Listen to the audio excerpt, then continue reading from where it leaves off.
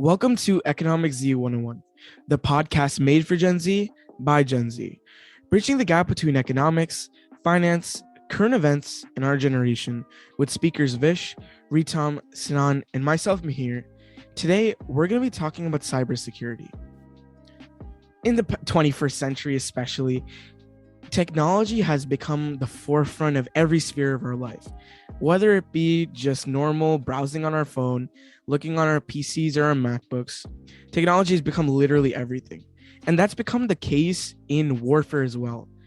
Whether it be terrorism, cyber attacks, or even defense at a national level, cybersecurity is becoming increasingly important, and governments are taking a watch of that. Billions of dollars are being spent in initiatives to heighten defense, increase attacks, find information from wherever. Today, we're going to be doing a triple-pronged overall look on what cybersecurity is, with terrorism, warfare, and defense. We're going to be going over some examples of what happened in the past, major events that led to the increase of cybersecurity, and how it's impacted the sphere of defense and security initiatives in the 21st century. To begin with, we're going to be talking about cyber terrorism. Essentially, cyber terrorism is the use of the internet and computers to issue violent rhetoric or attacks, especially when we're considering disruptions or fear in our society. We have to figure out what the common goal is for cyber terrorism, and that's to damage or destroy a specific target, which could be literally range from anything. An organization, an industry, economies, or even specific targets. Cyber terrorism is extremely diverse in the way that it attacks things. Hacking into computer systems, making terroristic threats to electronic communication. There's a lot of stuff that can happen, which introduces new dangers on a cyber network. The major danger that I think we're all aware of are viruses. All across the world, and especially just casual networks, are very vulnerable in the way that they function. These are just some ways that cyber terrorism can occur in commonplace, and it scales increasingly when we're talking about a national or international level. And these hackers can create widespread fear in the way that they do things. Another way this type of terrorism can come together is when a hacker steals a person's bank account.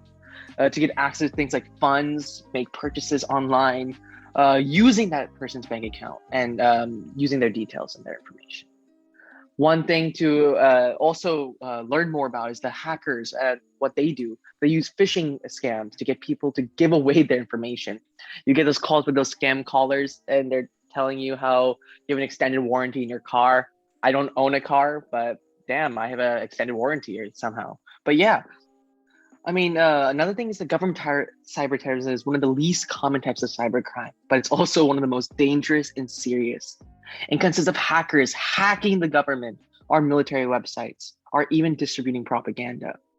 These hackers mostly identify as the terrorists of enemy governments and other nations, basically a cyber attack. Yeah, what Wretam was saying, this can be extremely scary and actually put our own governments at risk. And this relates to what cyber warfare is. And cyber warfare, it's basically technology use and hacking to cause harm to a state, nation, or government, right? When cyber warfare is put into use against a nation or state, the first goals that people try to do are to severely cripple and shut down computer systems and technology that keeps society functioning properly, because that's the first step towards shutting down a whole society. When key electronics are forcibly shut down, not only does it serve as a major problem for keeping things running smoothly, but it becomes a major problem because human lives themselves can be endangered, right? Just to throw an example out there of a system failure, imagine if a cyber attack shut down traffic signals throughout a state. I don't think there's an explanation necessary to explain how that could put drivers and pedestrians in danger. Cyber warfare itself has no formal definition for what it is, but basically, it's the potential to lead to loss of life. And this is what cyber attacks, and especially cyber warfare, can be extremely dangerous. So another form of cyber warfare is cyber attacks. And examples of cyber attacks are like data theft and the destabilization of government systems. And these are just some examples. that can put people's lives in danger, but there are many more as well. And as stated previously, sabotaging and destroying government systems like traffic light signals or scrambling something like air traffic control are attacks which can hurt many people's lives and even get people killed. And if the hack isn't traced and fixed immediately, it makes it hard for people to go on with their lives. And given how hard it is to trace cyber attacks nowadays, by the time the hack is fixed, it's probably already too late because the repercussions of whatever the hacker's done would already have happened. As for data theft, it can initially be difficult to understand how something simple as someone's information can be used to put people in mortal danger. But in the hands of a thief, data theft could be used to steal money from someone or sell their information. And it isn't just ordinary people's data that can be stolen.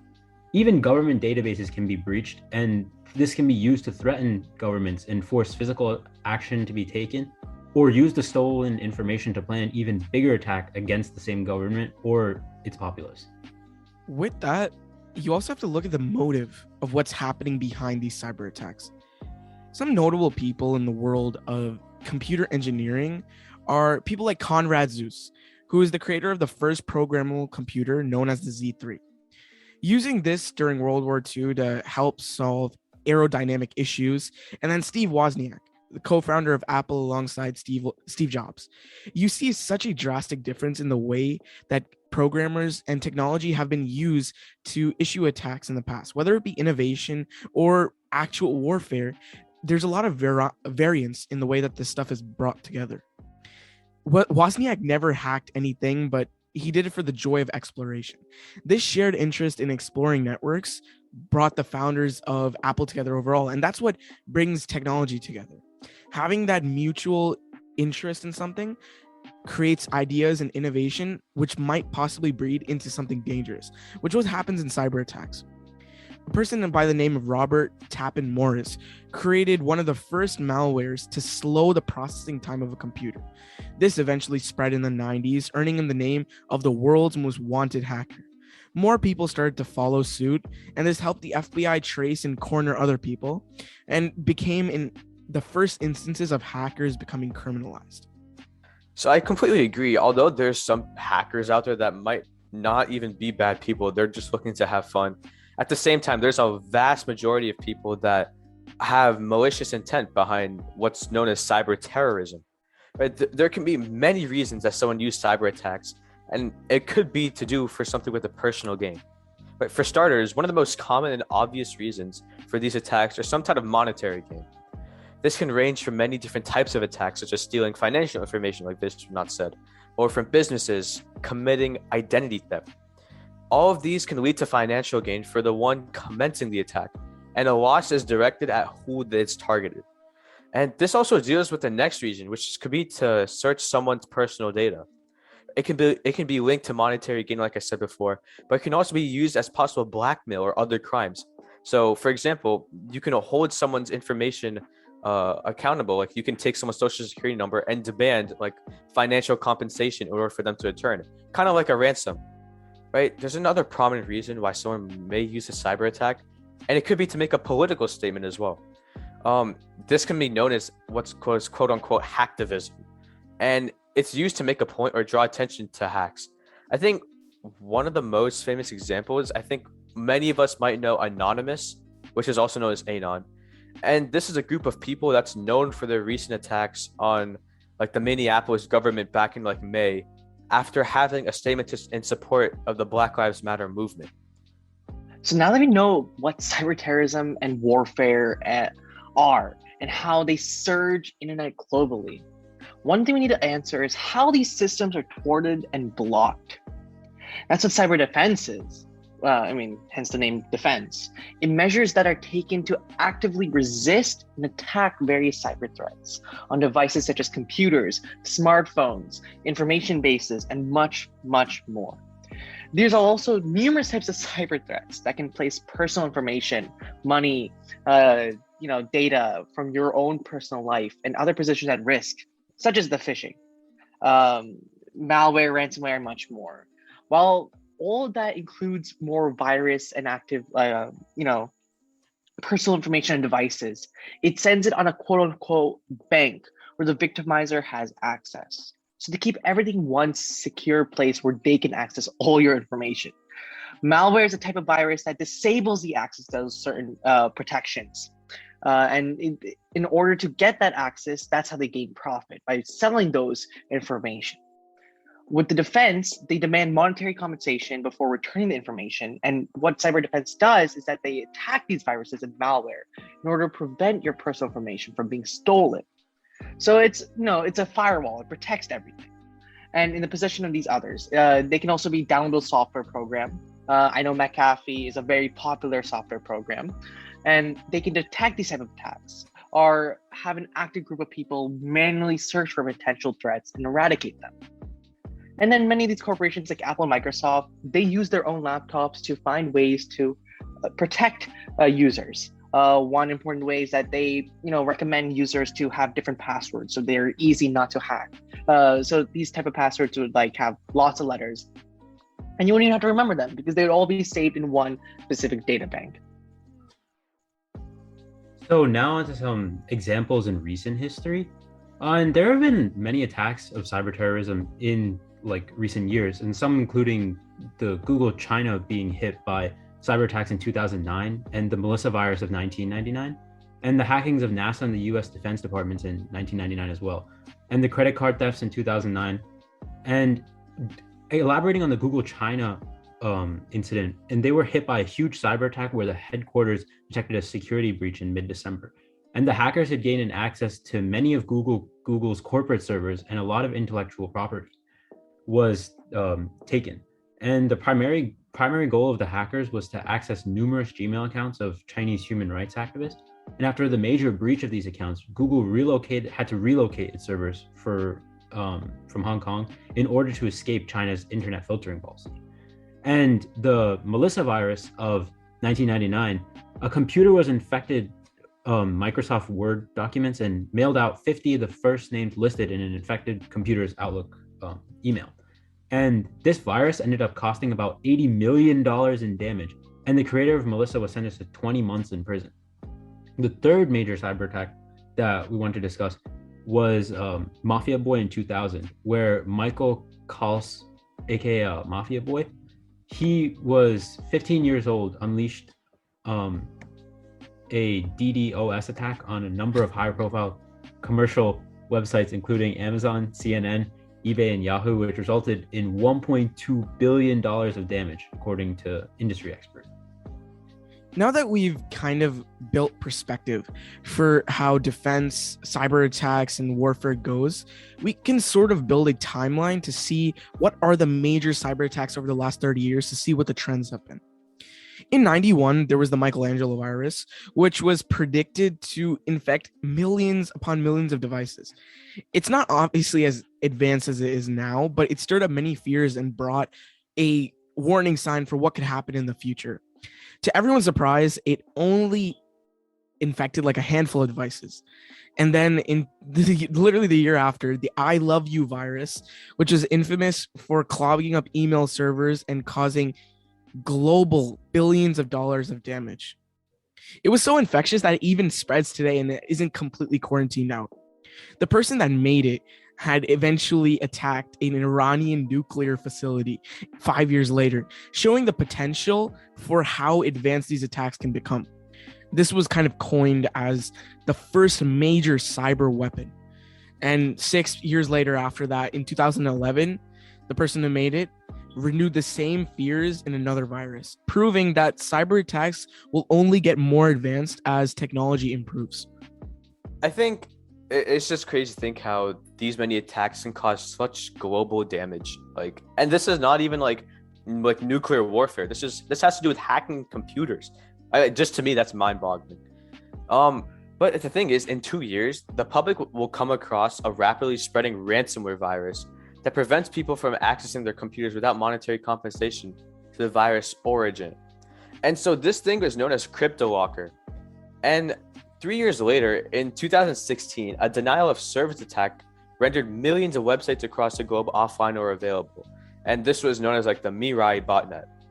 And what's so insanely scary about this is that it affected hospitals too. So like hospital servers would go down, and like people couldn't access it when they were needed. It was just really scary.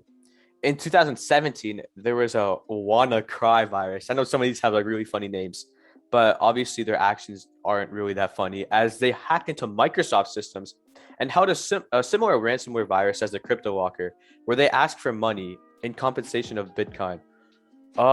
This time it was targeting several corporations and businesses, and it generally just caused colossal damage to the economy.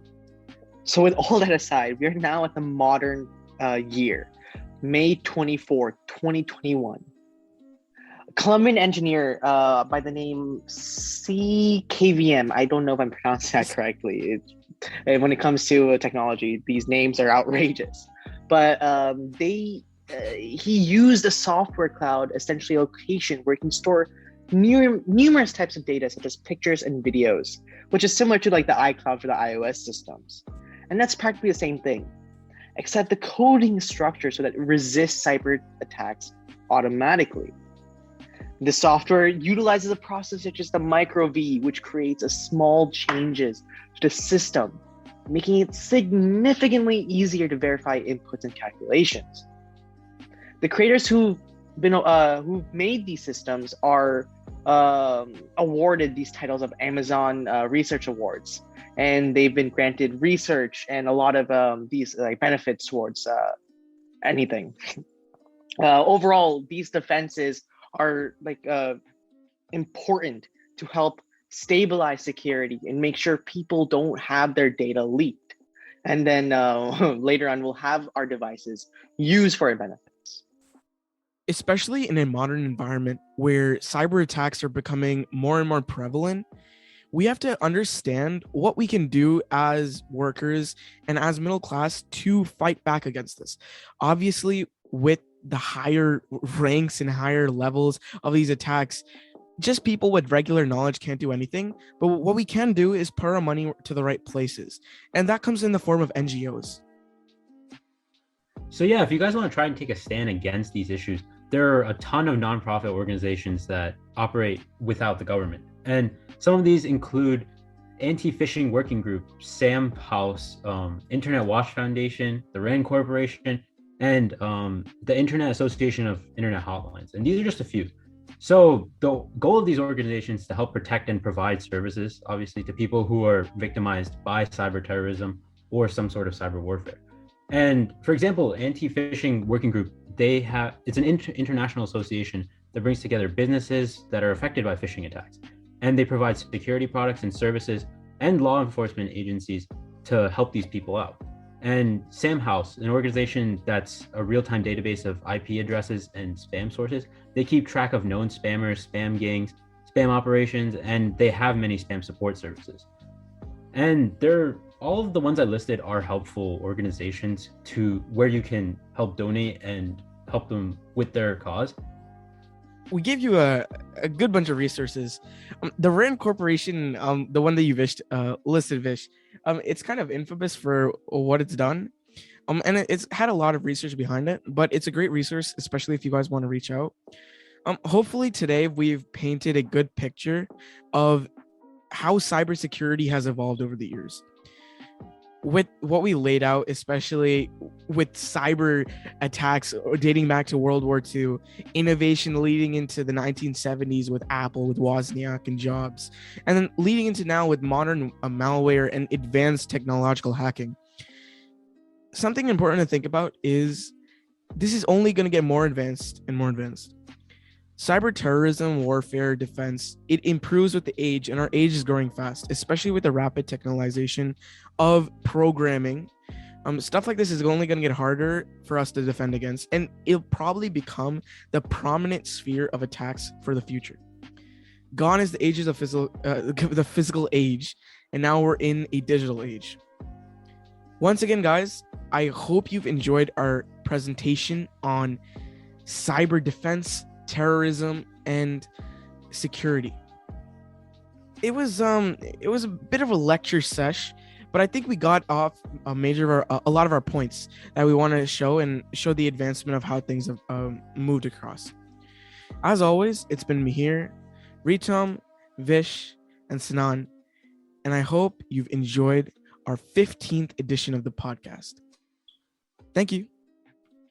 Bye, Yeah, guys. okay. Bye.